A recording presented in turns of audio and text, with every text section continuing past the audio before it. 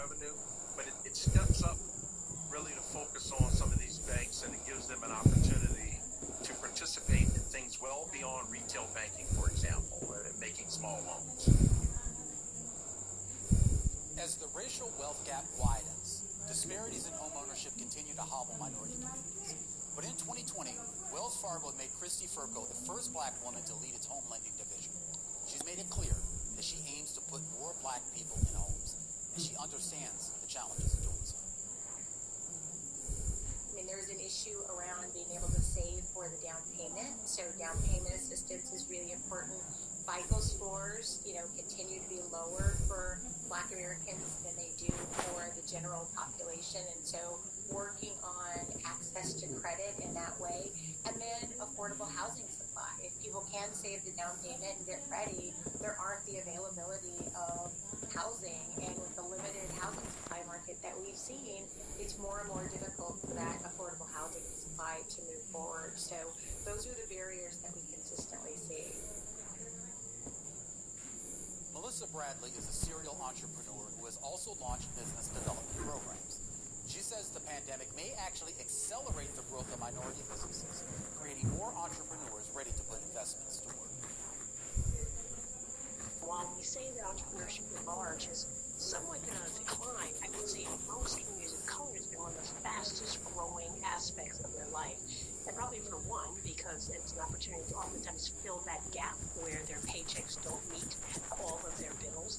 How do you create a system where you can ensure that those folks who have good ideas can actually connect with people who have the money and think they can really connect with? There's been a plethora and increase in crowdfunding and the kind of democratization of people having access.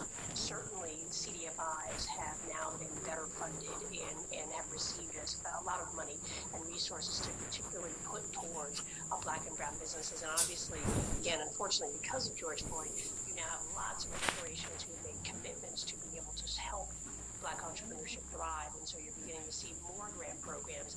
You're beginning to see more alternative types of capital. Many also think the Fed can do a lot more. Katerina Saraiva covers the economy for Bloomberg News. We know the main regulatory entity for banking when it comes to lending to minorities is the Community Reinvestment Act, and that isn't really a powerful tool. There's an overhaul right now going on of the CRA. It's still kind of being debated right now. We don't know what that's going to look like. So that'll really be interesting to see if they do give it more power. How does that tone from Washington run into, influence changes on Wall Street and corporate America? Oh, well, I think it's extraordinarily helpful when you get that kind of message from the top. But let's make no mistake, the person at the top can have a lot of focus, can be loud about it, but there needs to be that measure of accountability in the middle. By the time the narrative gets up to the CEO, the narrative has been changed. So you need to make sure that there's a measure of accountability in the middle if you want it to be successful. That wraps up our special report on money and equality. But Bloomberg's coverage of equality, it doesn't stop here. For more news, opinion, and analysis focusing on equality around the world, visit Bloomberg.com/equality. Bloomberg Terminal clients can use the function EQLY Go. And we want to hear from you. You can reach out to the Equality team on Twitter at BBG Equality and on Instagram at Bloomberg Equality. Thanks to everyone who spoke to us for this program. And thank you for watching. I'm Romain Bostick. And I'm Shonali Bastick. This is Bloomberg.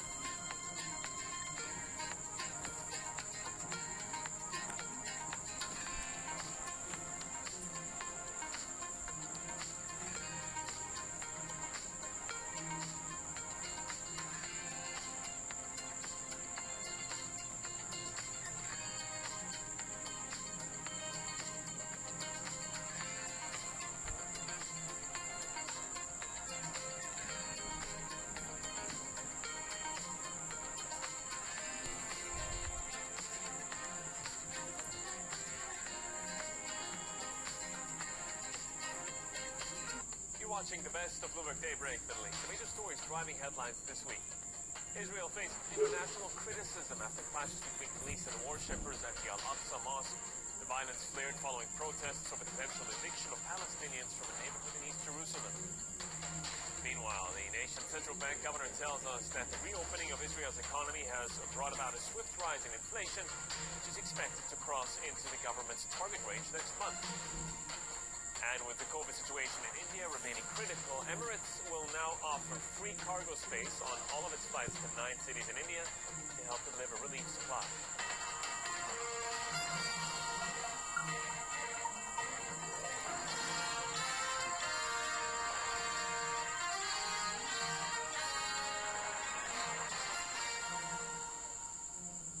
First, we began the week reporting on the clashes between police and worshippers at the Al-Aqsa Mosque in Jerusalem.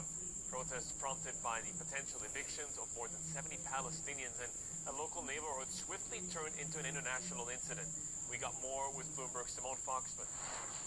We're watching for reports from Hebrew media suggesting current Prime Minister Benjamin Netanyahu and Benny Gantz, who is the Justice Minister, may seek to delay a court hearing on the evictions of these 70 Palestinians, more than 70 Palestinians. That's meant to take place in the Israeli Supreme Court on Monday, and that may diminish some of the tensions that we have seen really escalating over the past few days. Of course, it's been a tense situation throughout the holy month of Ramadan, but really escalating with those clashes at Al-Aqsa Mosque. Widespread condemnation, as you mentioned, and that's what we need to pay attention for as well, because it has geopolitical implications for Israel, really across the region and across the world. The United States expressing serious concern not only with those clashes between worshippers and police, but also with the potential evictions of these residents. This is a dispute that goes back a very long time to the foundation of Israel, really.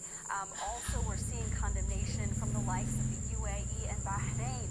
Notably, relations have been improving between Israel and those Gulf countries. This is really the first big test, I think, for that relationship. I think when you talk to Gulf experts, everyone has said no one really wants to focus on this Israeli-Palestinian issue, but of course it is a very real one with the potential to disrupt those relationships. Staying with Israel now, but switching gears, and the rapid vaccine rollout there has turned into a global test on everything, from real-world efficacy data to vaccine passports. More than half of the population is fully vaccinated. Coronavirus cases have dropped. The country is offering a glimpse of what life and the economy could be in a post-pandemic world. What does that mean for monetary policy? I spoke to the Bank of Israel Governor Amir Yaron. Israel has enjoyed a very fast and efficient vaccination program. Although it took a while, we have seen morbidity rates decline significantly, and that has opened up the gate for uplifting many economic limitations, and we're seeing economic activity rising all the time, even in segments that were adversely affected, such as restaurants. I was in the movie theater recently, sports arenas, and so we have every reason to believe that barring a new variant that is resistant to the vaccination, we are going to be on a very fast pace of growth. We're talking about 6.3% for 21 and 5% for 2022. That will put us about 1.4% away from the output gap, or from where we're supposed to be had the corona crisis not shown up.